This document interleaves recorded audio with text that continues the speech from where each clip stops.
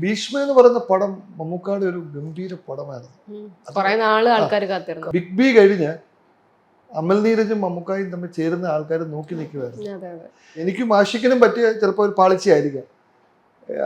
ആഷിക്കും മമ്മൂക്കായും കൂടെ ചെയ്ത സിനിമയാണ് ഡാഡി കൂൾ. ആ സിനിമ കഴിഞ്ഞ് ആഷിക്കും മമ്മൂക്കായും തമ്മിൽ ചേർന്ന സിനിമയാണ് ഗാങ്സ്റ്റർ.